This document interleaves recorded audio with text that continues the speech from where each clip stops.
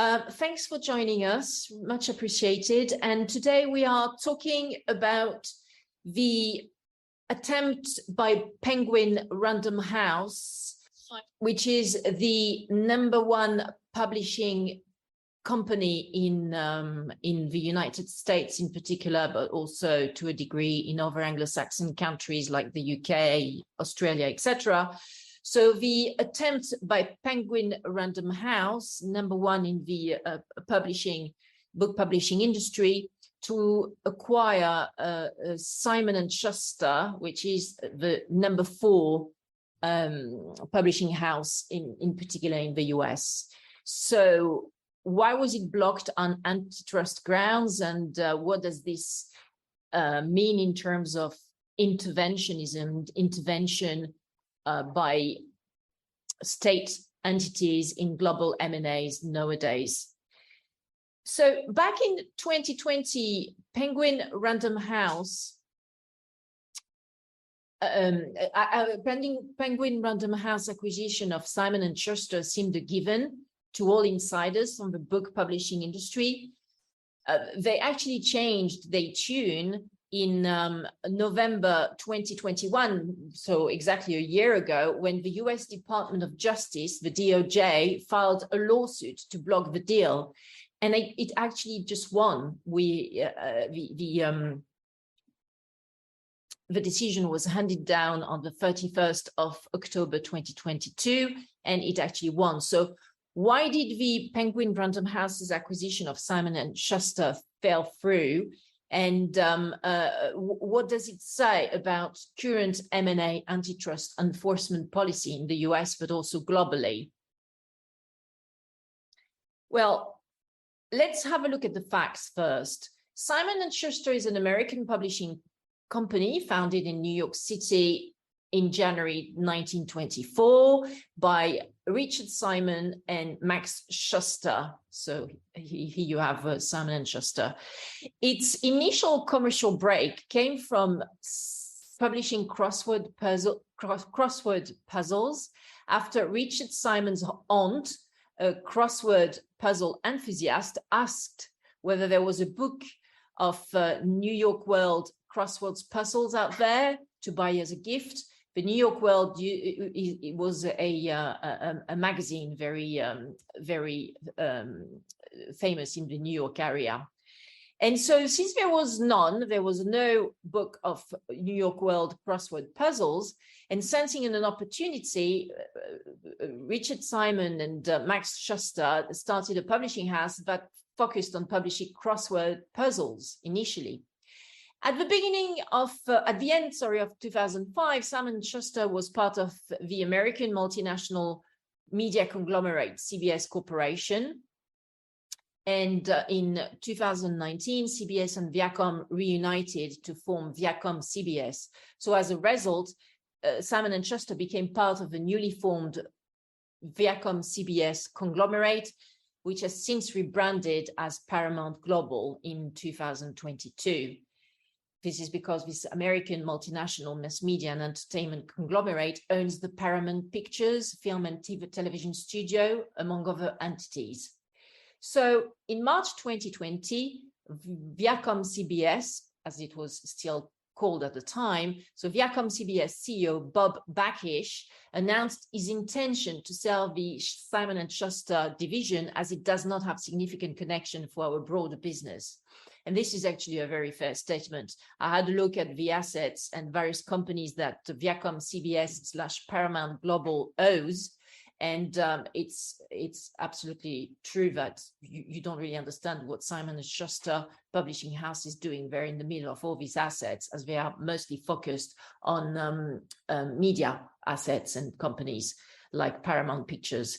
So several contenders came knocking at the door. I mean, having said that, though, Simon & Schuster is a jewel. Okay, it's a jewel on the crown. It's absolutely not an asset that you just would want to put in the bin. It's a very, as I said, it's a #4 player in the book publishing industry, in particular in the US. So, of course, several contenders came knocking at the door. Among them, German media group Bertelsmann, which owns #1 publishing company, Penguin Random House. Also, the French mass media holding company Vivendi, which owns French publisher Editis, showed some interest, and American mass media and publishing company News Corp, which owns HarperCollins, which is also one of the big five of these book publishing companies. So they all came knocking at the door, and Viacom CBS told them that they were expecting the bids to be placed before 26th of November 2020. One day before, on the 25th of November, Viacom CBS announced it would sell Simon Schuster to Bertelsmann subsidiary Penguin Random House LLC, so PRH, for $2.175 billion in cash. So they wouldn't buy the shares, they would actually buy the whole thing in cash.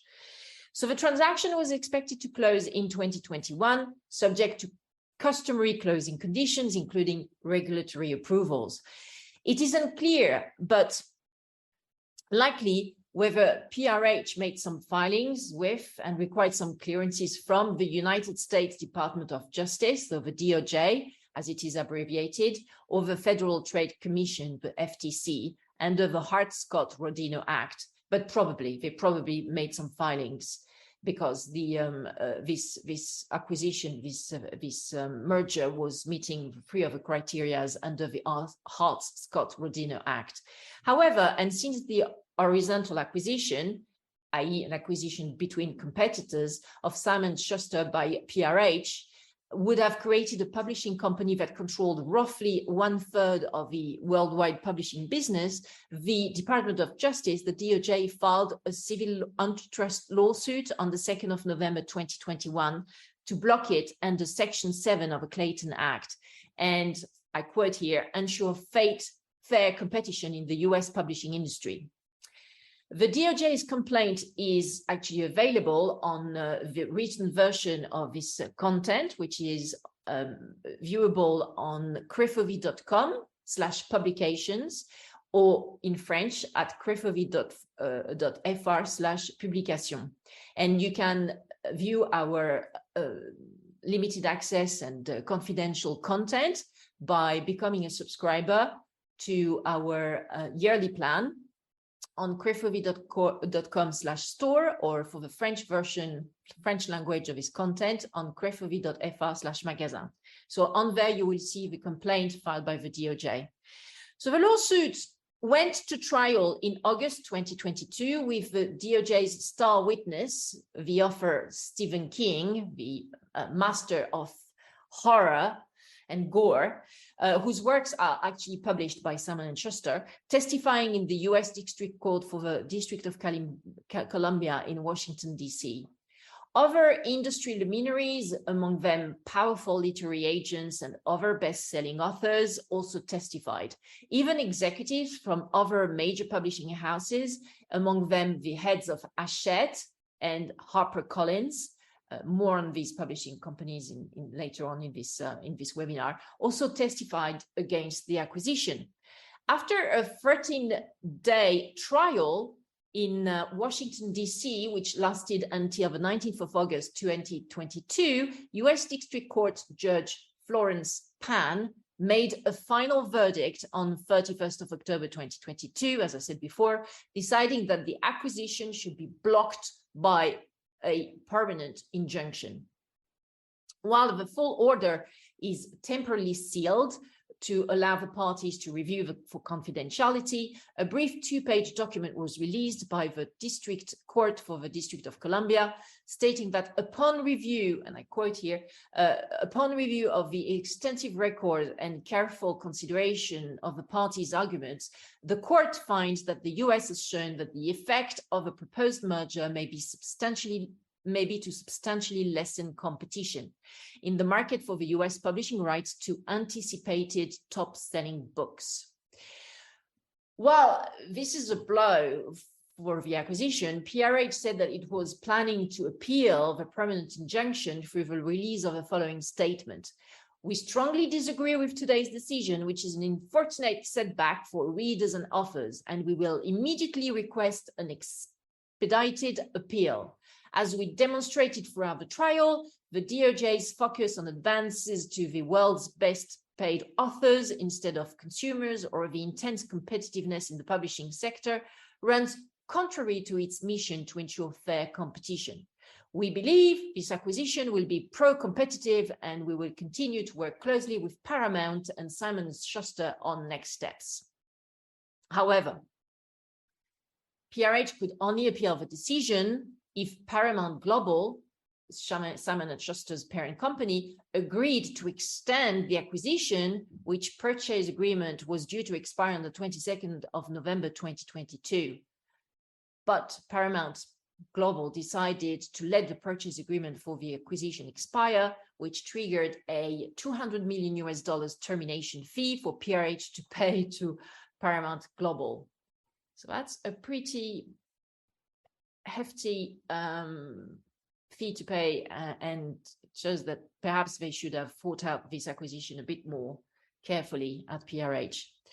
Anyway, Paramount Global decided not to proceed with the PRH's acquisition of Simon & Schuster, concluding that it was not worth challenging the DOJ, the Department of Justice, in court. So this example shows that at the moment, the even US agencies and institutions are ready to actually step in when there is a threat of overconcentration in a particular industry. And this is despite the fact that for so many years, in decades, the US has been a very pro-merger country. Well, not anymore. So overconsolidation would further narrow down the oligopoly that already exists in the book publishing market, and this the state of the US state has decided not to allow. The book publishing industry is structured in such a way that 5 publishers, which are actually called the Big Five, dominate US and United Kingdom publishing in particular, but also almost basically the worldwide range of book publishers. So for example, they make up 90% of the market for anticipated top-selling books. They hold the lion's shares in the book manufacturing and selling industry, and with so many resources at their disposal, they have the ability to make or break a book release. Despite churning out innumerable number of releases each year, many writers find it difficult to make connection with the Big Five, resulting in more and more authors decided to self-publish instead. So among those Big Five are PRH, so Penguin Random House, that we have already mentioned and discussed, which is the world's largest book publisher and which was formed from the 2013 merger of Penguin and Random House, which were founded in 1935 and 1927, respectively. PRH has now more than 300 brands and independent imprints across the world under its umbrella. It has locations in North America, Europe, Australia, New Zealand, South America, Asia, and Africa. PRH has more than 90 US imprints across 7 publishing groups. In 2020, PRH earned over $2.5 billion US dollars in the US for publishing, in terms of publishing revenues. Then we have number 2 of these Big Five, which is Hachette. It was founded in 1826, and it is a French publishing house that has acquired a number of well-known imprints such as Little Brown and Company, Mulholland Books, and Grand Central Publishing. Though Hachette has locations all over the globe, they mainly operate in French, English, and Spanish language books and audiobooks. Then we have number 3, HarperCollins, which was first established in 1817, and it cemented itself as a major publishing player after a number of mergers in the late 80s and 90s. It is now one of the most prolific English language publishers, perhaps most known for its romance genre imprints, Harlequin and Avon Books, as well as its divisions for children and teenagers. As I mentioned before, HarperCollins also came knocking at the door when Simon & Schuster was on sale, but their bid was not accepted by Paramount Global, at the time called CBS Viacom. Then we have number 4, Simon Schuster, which we have already discussed, which is the 4th largest US book publisher. It has 30 US imprints across 3 publishing groups and publishes over 1,000 new titles annually in the US. In 2020, Simon & Schuster earned over $760 million in US publishing revenues. And then last but not least, number 5, Macmillan, which was founded in 1843 and strengthened in 2015 after a number of mergers. With imprints such as Farrar, Strauss, Giroux, St. Martin's Press, and Tor, Macmillan releases books in every genre.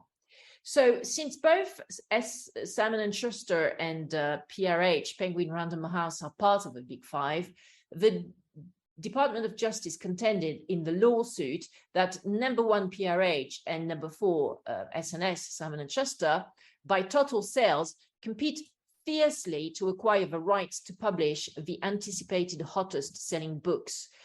Indeed, the 2 New York-based publishers have impressive stables of blockbuster authors who have sold multiple millions of copies and have scored multi-million-dollar deals.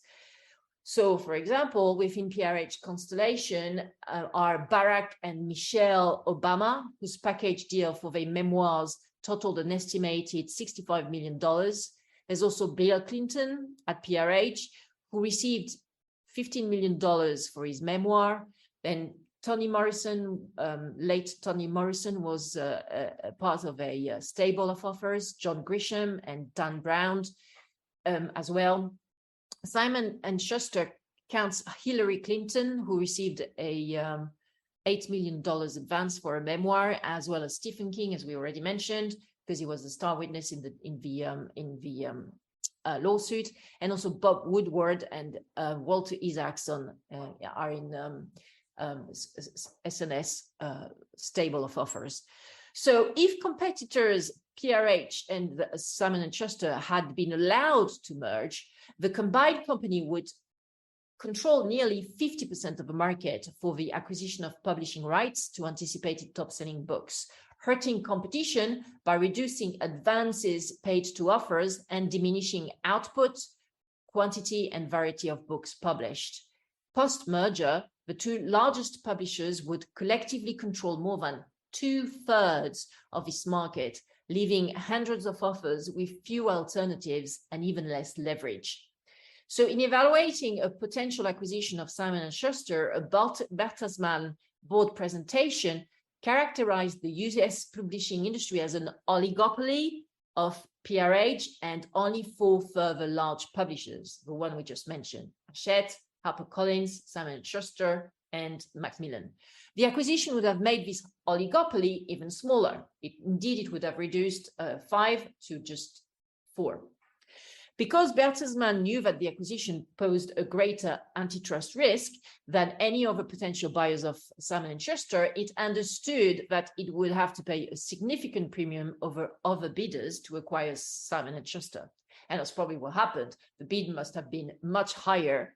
The bid of Bertelsmann must have been much higher than the ones from Vivendi, Hachette, and HarperCollins. So, of course, Viacom CBS / Paramount Global went for that one, but it didn't pass the test for the antitrust compliance. So PRH defense was focused on stating that the acquisition would provide a counterweight to Amazon's buying power.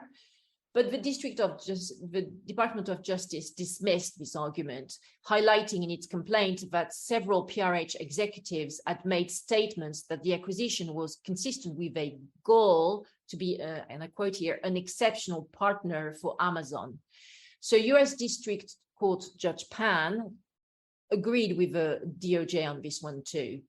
And also, when Simon & Schuster announced it was up for sale in March 2020, its current CEO wrote to one of its best-selling authors, quote here, "I'm pretty sure that the Department of Justice wouldn't allow PRH to buy us, but that's assuming we still have a Department of Justice." Well, it seems that Americans still do have a DOJ after all. So what is my take on this, and what's my analysis on this sort of more involved interventionism in mergers and acquisitions in our era? Well, there's definitely more sustained interventionism in mergers and acquisitions in the Biden era, which is consistent with the approach taken in the rest of the world. So indeed, President Joe Biden made competition a pillar of its economic policy, denouncing that what he calls the outsized market power of an array of industries, and stressing the importance of robust competition to the economy, workers, consumers, and small businesses. He has called on federal regulators, so notably the Department of Justice, the DOJ, and the FTC, the Federal Trade Commission, to give greater scrutiny to big business mergers and acquisitions. Well, they are indeed delivering. This is a continuation of the antitrust M&A enforcement policy applied by his predecessor, Donald Trump, which saw many big deals blocked, sued to block, or threatened to block in a number of industry sectors, sometimes on antitrust grounds, other times on national security grounds. For example, in media, notable examples under Trump included the DOJ seeking to block the ATT from buying Time Warner, also Sinclair being blocked from buying Tribune Media, and also the major divestiture requirements on T-Mobile's deal for Sprint.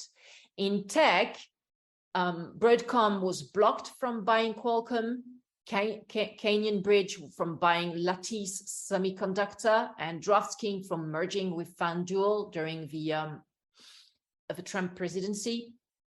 So these antitrust challenges have taken place against the backdrop of an increase in global M&A activity, which further accelerated due to the repercussions of the economic crisis provoked by the management of the COVID-19 pandemic, and also the stunting growth due to the Russian-Ukraine war.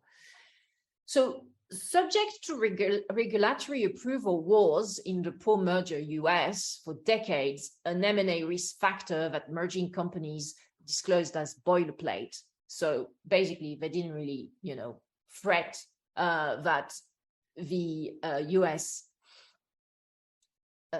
institutions would actually block the deal. For them, it was just like a given that eventually it would go through, right? So subject to regulatory approval was just like a boilerplate, yeah, we'll do it, but it's a given we're going to get it. Well, today, however, it is rarely a foregone conclusion, and post-announcement analysis is as much about if a deal will be allowed to close as it is about price, product, financing, layoffs, or strategic coherence. This is consistent with the rising power of various competition authorities around the world, and in particular in Europe. So just a few examples, but the European Commission, which is the European Union body in charge of controlling mergers and acquisitions on antitrust grounds, has been particularly busy since 2020 with 405 concentrations notified to it in 2021, representing not only an 11% increase compared to 2020, there was 361 notifications, but also the second highest annual number of notifications since the introduction of the European merger control regime back in 1990. There's definitely an acceleration here of mergers and acquisitions in Europe, and in particular in the European Union. In 2021, the European Commission cleared 13% more deals at phase 1 than in 2020, while opening 7 phase 2 investigations, 1 less than in 2020. Additionally, as in 2020, there was no prohibition decision in 2021. The European Commission, however, blocked a deal in the shipbuilding industry in January 2022. Also in 2021, the European Commission cleared 11 transactions subject to remedies, so 7 at phase 1 and 4 at phase 2, compared to 16 in 2020. While 12 deals were withdrawn prior to a decision, 9 at phase 1 and 3 at phase 2. So what is this business about phase 1 and phase 2? Well, what happens is that when there is a merger control, and an application, a notification made to the European Commission, the European Commission starts phase 1 of the review of this application for a merger, a concentration. And then if there are some, further doubts or basically needs further investigation, then the merger controls goes into phase 2. And when it's more complicated and it's more intense review, et cetera. And so these are the various steps which are being, put in place in order to thoroughly double check each concentration which is notified in the European Union. Another example of the rise of power of various competition authorities around the world is in Europe, is in the United Kingdom. Now that the United Kingdom has exited the European Union, the UK Competition and Market Authority, the CMA, Competition and Market Authority, has definitely, upped the ante in terms of reviewing and checking and sometimes even blocking concentrations. In particular, its stance on the Activision Blizzard's acquisition by Microsoft, which is still under review, and the CMA, the UK CMA, is one of the competition authorities around the world, which was the first one to actually blow the whistle and say, "Whoa, we really do think this is just generating too much concentration in the gaming industry." So I refer you to my article on this subject on the potential acquisition of Activision Blizzard by Microsoft. So to conclude, while the blocking of the Penguin Random House acquisition of Simon & Schuster was based mainly on the negative effects such merger would have caused to authors, as opposed to end consumers, i.e. the readers, it will be interesting to see whether the Federal Trade Commission also applies a similar rationale during its current probe of the priorly mentioned Microsoft acquisition of Activision Blizzard. Indeed, will the FTC check whether this acquisition of Activision Blizzard by Microsoft should be blocked because it would lower remunerations and advances levels for game developers, these guys were basically creating the content in the game industry? It's going to be interesting how the FTC tackles and probes this acquisition. Is it going to be focused mainly on the negative effects to the employees of Activision Blizzard or to the end consumers, like the gamers, or is it going to be focused on basically the content creators, the game developers, like it was for the PRH and Simon & Schuster acquisition? So let's watch the space and see what happens on this one. And Paramount Global, which still has its problem, which is that Simon & Schuster doesn't fit into its business model and portfolio of assets, now has to find a new buyer. And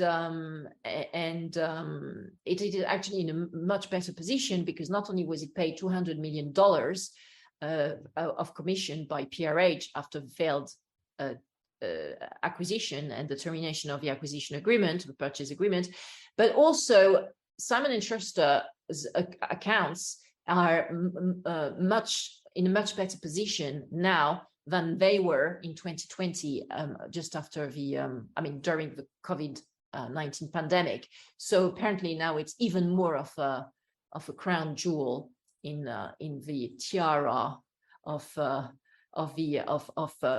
Paramount Global. So I think that there is a clear loser here, which is Penguin Random House and Bertelsmann, but I guess they can afford it because, hey, PRH is is the biggest book publishing house in the world. And I'd say that, I think that Paramount Global and Simon & Schuster managed to get out of a deal in a way which is good. And I'd say that the winner is the US government and the Department of Justice. They're really like, bam, just, bam the fist and show that they have power and they can actually stop a deal. So the first question, that you and your company should ask yourself if you want to sell or if you want to buy a target is, at the moment, you really need to reshuffle your priorities and ask yourself, okay, so do we actually have a good chance here to pass the regulatory checks? Are we not going to create a situation where there's less competition and too much concentration and over concentration? Because if the answers are no, no and yes respectively, then you just need to kill the project or start back to step number one and see how you can find a better solution, because now the US institutions, but also definitely the European institutions, will enforce antitrust law during these post-merger phases. This is all from me for now. Do not hesitate during the stream to actually ask some questions next time if you have. I think there is a way for you to ask some questions in a sort of chat box. So don't hesitate to do that in the future. For now, I bid you farewell and see you next time. Bye, everyone. Bye-bye.